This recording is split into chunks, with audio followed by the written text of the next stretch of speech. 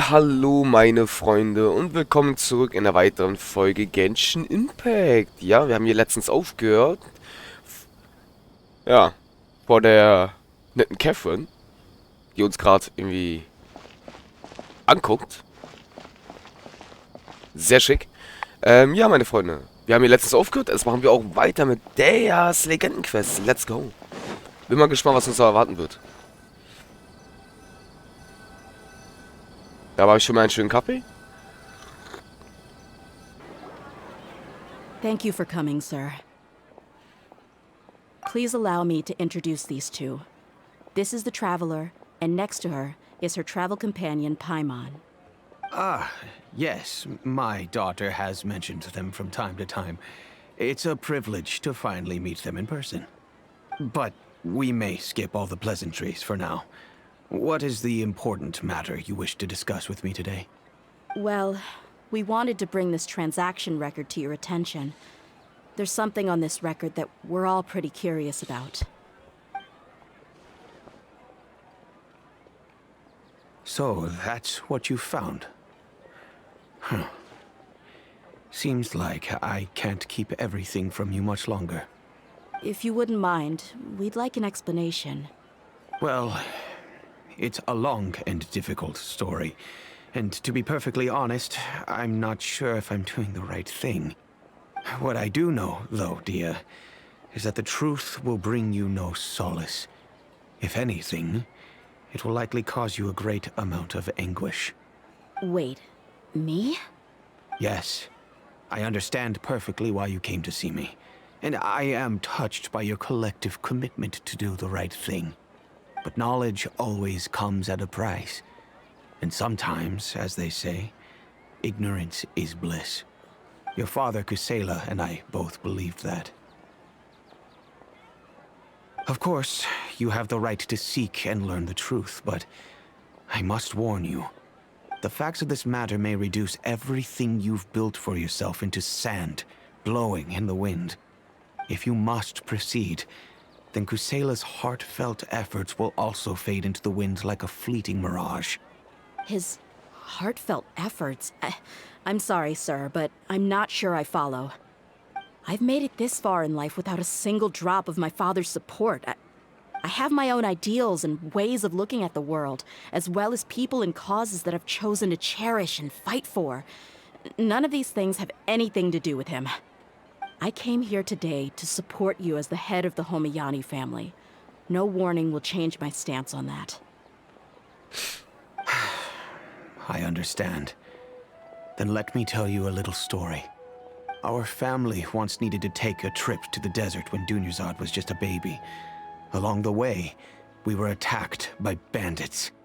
They had superior numbers and quickly overpowered our bodyguards. When all seemed lost, a group of passerby Eremites lent us their support. Those Eremites were Kusela's brigade, Dekan al-Ahmar. Kusela's men told me that the attackers were Eremite mercenaries, just like themselves. I was shocked. Why would Dekan al-Ahmar go so far to save us and not spare the fellow Eremites? Kusela was grinning and walked over to play with baby Dunyazad. She was startled by his unfamiliar face and nearly started crying. Really? I never knew. He said that he had no particular reason to help us. He just took pity on us because he had a daughter about the same age.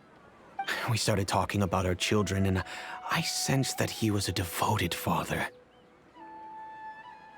To repay his kindness, I hired his brigade to help out at our estate for a time, and offered everyone generous remuneration. So, that's what happened. It was many years before I saw him again. I almost didn't recognize him the next time he came knocking on my door. The man I knew to be strong and healthy had been reduced to a shell of himself. He couldn't even walk anymore without his cane. So, what happened to him? He was perfectly fine when I left the brigade. I'm not too sure myself. The only thing that didn't change was his cheery disposition. He said there was absolutely nothing to worry about and that he had gotten into a fight. That was all. He then suddenly asked me if Dunyarzad, now that she had grown, would need a bodyguard of her own. At the time, Dunyarzad was going through a particularly severe bout of her Elazar. There was no need for her to have a bodyguard when she could barely leave the house.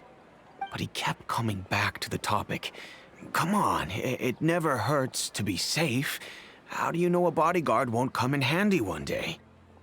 I was completely lost at first, until he recommended the Blazing Beasts, and in particular, a mercenary named Dia. So he was the one who recommended Dia to you. Indeed. He didn't say it out loud, but it was clear that he saw Deshret's relics as an evil group who would eventually corrupt every member in their ranks. He was already beyond redemption, but he hoped that he would be able to detach his daughter from the vicious world of mercenary life. If Dia could stay in my house and keep working as a bodyguard, then gradually her affinity for the desert would decrease, and she'd be able to leave her previous life behind. And that's why you offered her such generous compensation? Yes, but not just because of that. From the moment that he asked me for that favor, I also began to see Dia as my own daughter. And that's also why I tried to persuade you to stay when you asked for permission to leave. I was willing to spend however much it took. Kusela saved my daughter and I all those years ago in the desert. I could never refuse him entrusting his daughter to me. He was always like that, acting like he's oh so smart and self-righteous. Kusela said that he'd reimburse me for a portion of Dia's fees. I refused to take any mora from him, but he'd always send me funds anyway. Eventually, I just accepted them as a token of his gratitude. And that went on for a while until I received another letter from him a few years ago. The letter contained a request to help him buy food, weapons, medicine, and even explosive materials.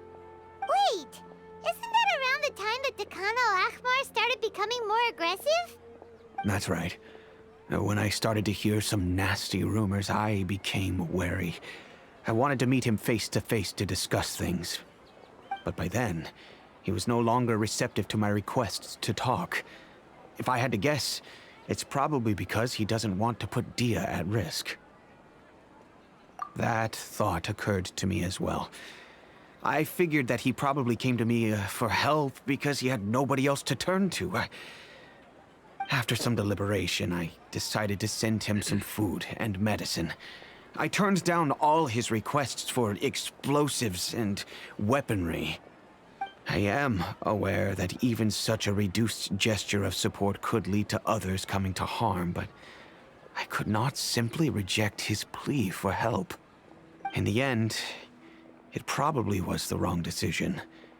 I plugged my ears to the rumors and just chose a solution that made me feel least guilty about myself. If you can, please tell me where he is now. None of the things he's doing right now make any sense if he's just trying to keep me from getting tangled up in his world. If all he wants to do is steer clear of me, then maybe he shouldn't have brought me into this world in the first place. Oh no. Dia, please don't feel that way. I'm just angry because I can't wrap my head around any of his actions. I don't know. I really don't know. I don't think I can do it. But I guess you do have a point. We haven't uncovered the whole truth yet. We still need to figure out his exact actions and reasoning for these last few years. I'll do my best to help. Of course, anything between the two of you would need to be resolved between you and him alone. I don't know Kusela's exact whereabouts. Outside of supplying his brigade with some goods, I tried my best to avoid getting involved any further with him. However, there's a man on the list named Jawed. He used to be a mercenary in the desert and is now a member of the Corps of 30. He's responsible for supplying weapons and liaising with the Dakan al-Ahmar's merchant caravan. I think he should know Kusela's whereabouts. I've heard that he likes to have a few drinks alone and enjoy the cool wind at night outside the tavern. Maybe you'll be able to find him there. Understood. Thank you, sir. Then I guess this is bye for now, unless... I'll stay and be with my father here. To be honest, I'm still a little dazed and haven't finished processing everything quite yet. My father has indeed done something wrong, but if I think about it, I'm also not sure if there was a right way to handle this problem. I feel like our only course of action is to turn everything we know over to the core of 30 and let them render judgment. Yes. I am prepared to accept whatever verdict they choose. It's time to face my mistakes. Ich übe der Vater, Leute. Sorry. Das war klar. Aber die Regiment der 30, Leute, das erklärt so einiges. Das ergibt einiges Sinn. Das sind doch die Soldaten, die Söldner hier, die patrouillieren hier, oder? Die haben zum Beispiel gerade hier noch eine Dame gesehen, wo sie sich unterhalten haben. Hier. Ich habe das Gefühl, die Söldner des Regiments der 30, ich glaube, das ist eine der stärksten Söldnerbande. Deswegen habe ich das Gefühl... achso, wir müssen hier rein. Habe ich das Gefühl, dass... Ja, sie patrouillieren hier so gesehen... Ja, die Soldaten hier. Also Sumero.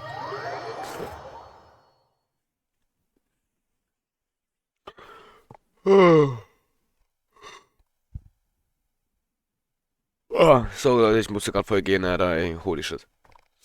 Ich trinke auch gerade so schön meinen super Kaffee und ich merke gerade, ich bin falsch, also soll ich hier nicht rein. Nichts geht über einen wunderschönen Kaffee, meine Freunde. Ja. Suche abends außerhalb der Taverne nach Javit. Abends.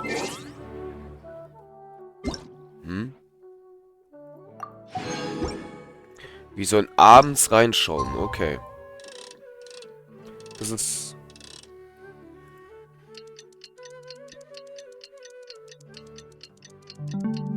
Okay. Da ist er.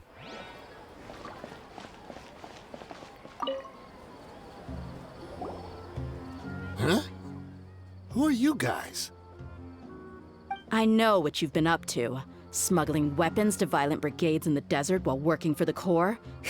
Pretty bold, if you ask me. Shh. Keep your voice down. How do you know all that? Come with me. We should take this elsewhere. I'll be happy to talk things over once we're somewhere private.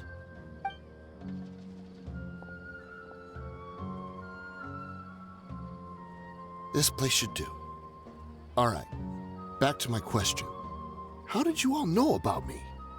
Don't worry about that for now. You know what kind of punishment you'll face once we report you to the Corps, I assume. Wait. There's no need to jump the gun. Let's talk this out. What are your terms?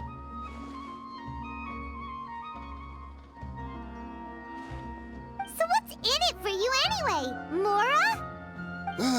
Well, I was a little tight on money at the time, and Kusela took good care of me in the past.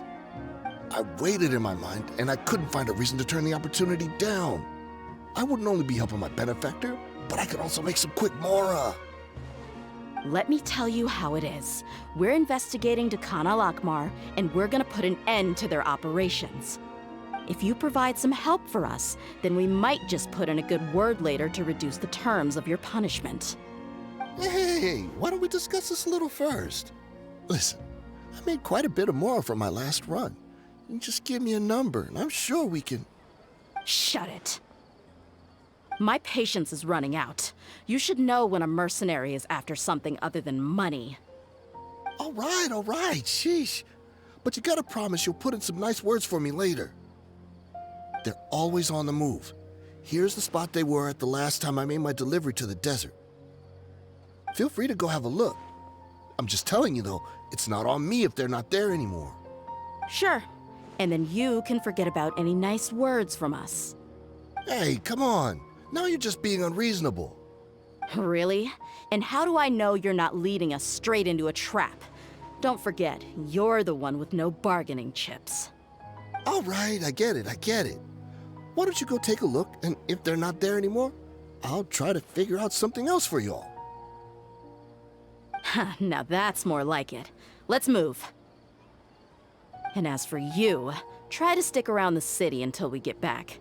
You don't want us to call the folks from the Corps and have them drag you back to the city.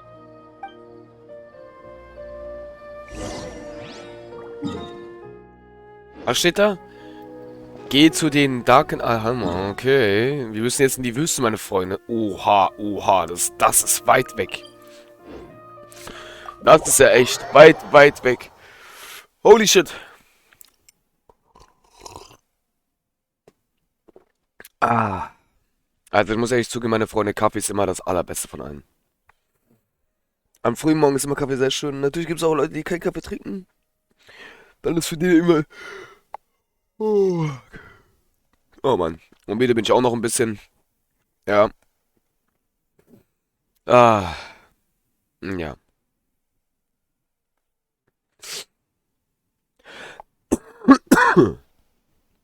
Hoppala. Gibt's ja auch Leute, genau, die zum Beispiel keinen Kaffee trinken wollen.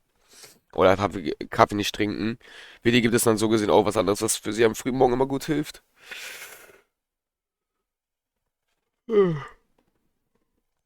Okay. Manchmal ist es ein bisschen verwirrend, warum das so lange lädt bei mir, Leute. Ich weiß auch nicht, warum das so lange lädt. Ist komisch. Aber passiert, ja.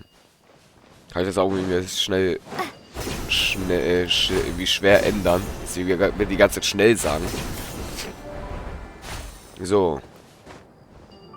Auf jeden Fall sind da viele Kisten. Seems like we're in luck. That should be their camp right up ahead. Let's go. We'll finally get to the bottom of this ourselves. I'm here to see Kusela. Tell him to get out here. Dear, why are you here? Allow me.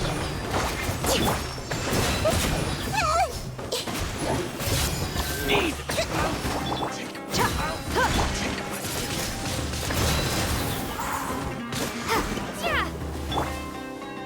Und da ist ja noch einer.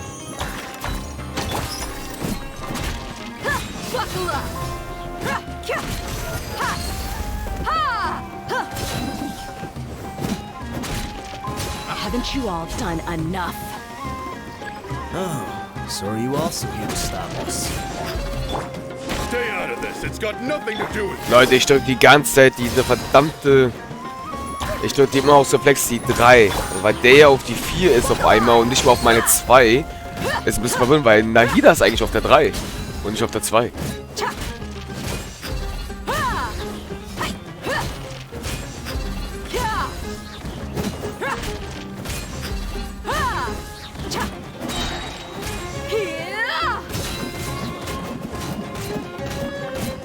Bashar. Und der Name ist eigentlich auch geil. Bashar. Nicht schlecht. So. Und jetzt. Ciao. Und jetzt ist er dead. Okay. Und für dich natürlich der Abschluss.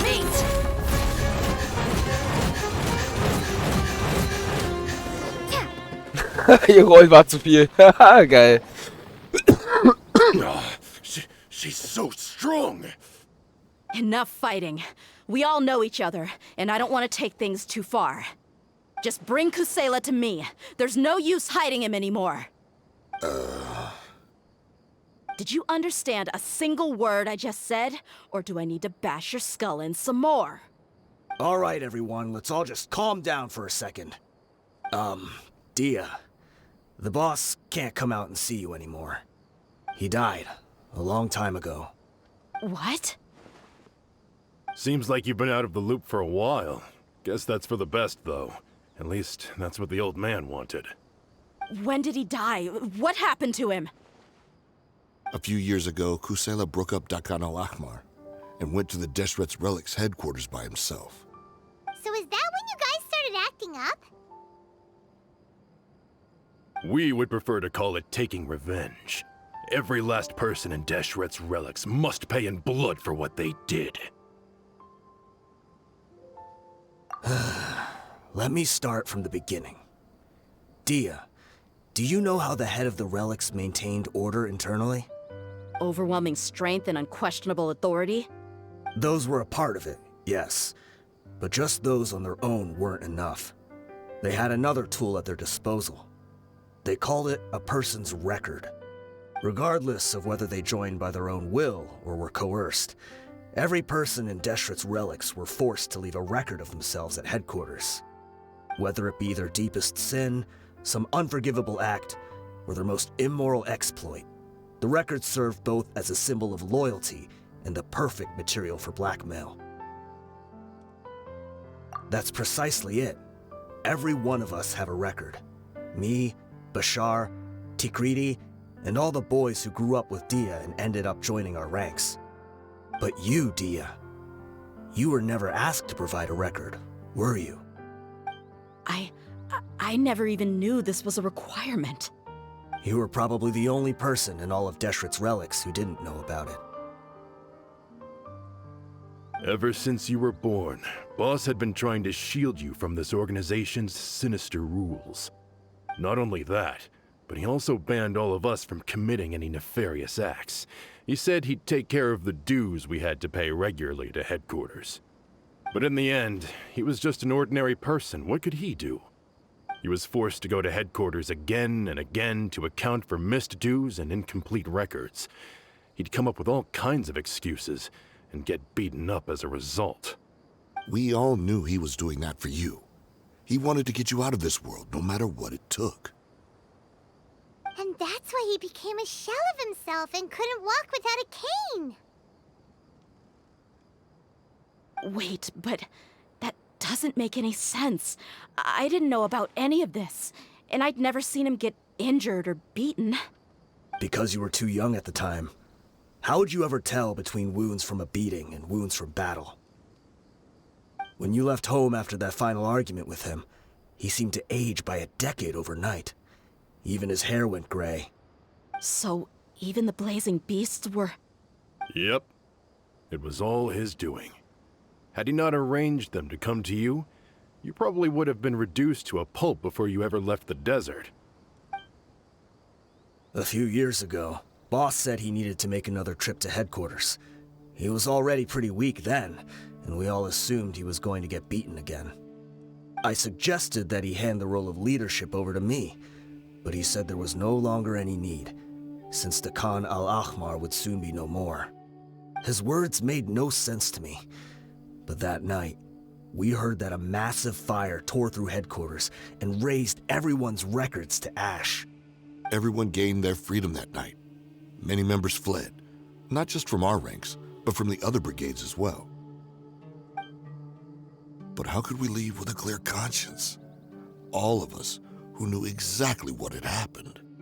The boss can't have just died for nothing. Those heartless jerks at headquarters took him from us. From that point on, the sole purpose of the Khan al-Ahmar became revenge. The big fire that Boss started was quite a blow to headquarters' strength. It's given us the opportunity to launch our attack. Even though we're outnumbered, we vowed to see our revenge through to the very end. There were people from headquarters who changed their names and went into hiding. Some fled to other brigades, and others escaped to the rainforest. But we won't let any of them escape our wrath. They'll all pay for what they've done. We've suffered plenty of losses as well. To keep going, we need an enormous amount of supplies, from food and medicine to weaponry and explosives. All we can do is exchange our loot from Mora, and then use that to get supplies. We forged Boss's handwriting and sent out many letters to his former friends. Thankfully, many people were willing to come to our aid. We were also able to attract many mercenaries who shared our goal. We've endured unspeakable pain to win many impossible battles. Deshret's relics have become weaker and weaker, and now we finally have an opportunity to directly strike their headquarters. Paimon doesn't know what to say anymore.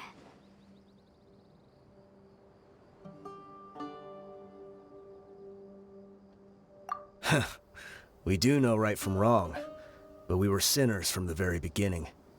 We do not deserve the freedom that the boss won for us with his life. Boss always loved his old-fashioned hero stories. Those tales about sacrificing yourself to save the world. We used to always laugh at him for it. But in the end, he really went and lived those stories out himself. As for me, I never considered myself a hero. We're all the lowest of the low. We have no right to even imagine such an existence. But maybe those hero stories he liked foreshadowed everything that was to come. The spirit of the hero touched all those he had saved, and more people joined his cause. Maybe we were all just acting along with the play in the beginning. But as we acted the parts and recited the lines, we were drawn in. And now, we want to see the story through to the end. I'm sorry, Dia. I know you always found us insufferable ever since you were young. Just think of this as a madman ranting. I'll go with you. Huh? Dia? You wanna go with them? I grew up with these guys, and I know they're not bad people. It's just that some situations get so bad that it's difficult to tell good from evil. All I know is that Deshret's relics must be destroyed. Furthermore, I want to go see the place for myself. I want to know if my father is still there. I know you don't want to get involved in this, so there's no need for you to tag along. I can do this on my own.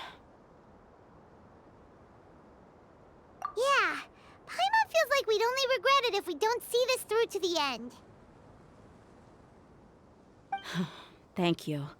We'll be a lot stronger together with you. I bet Boss would lose his mind if he ever knew you'd join us at the very last moment like this. Considering all the losses and injuries we sustained, we can't afford to turn down someone as powerful as you. He can think whatever he wants. But the fact is, I owe him this much.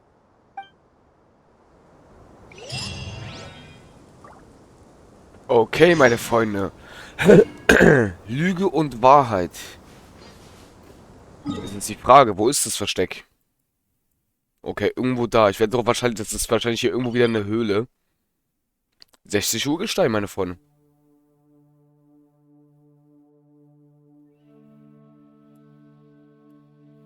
Hat beschlossen, ihnen zu helfen, bevor sie verurteilt werden. Aha, aha. Okay, meine Freunde, ich würde sagen... Da sind nur noch 3 von denen hier und der Rest ist scheinbar losgegangen. Okay, meine Freunde. Ah, nein, noch nicht ganz. Hier sind ja auch noch 2. Aber da sieht man den Namen zum Beispiel nicht. Okay.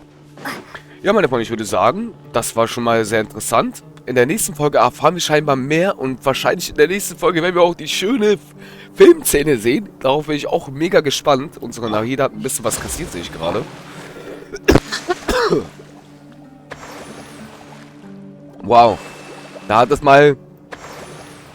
Boah, mein Hals. So, Leute. Da hat es mal echt gut funktioniert, dass ich nicht gehustet habe. Und am Ende der Aufnahme, bam, huste ich wieder. Geil. Okay. Und das auch noch mit so einem richtigen Druck, ey. Ach, eklig.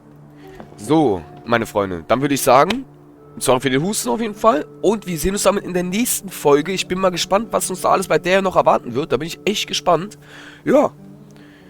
Wir wissen auf jeden Fall jetzt, was der Vater alles gemacht hat. Also was die Wahrheit und so alles. Das ist auch schon wieder was Schönes. Da sieht man, er war doch schon... Er war doch eigentlich ein ganz feiner Kerl, der Vater. Von der... Immerhin. So, Stufe 25 schon mal auch nicht schlecht. Gut, meine Freunde, dann würde ich sagen, wir sehen uns damit bis zur nächsten Folge. Euer Marschu. Tschaußen.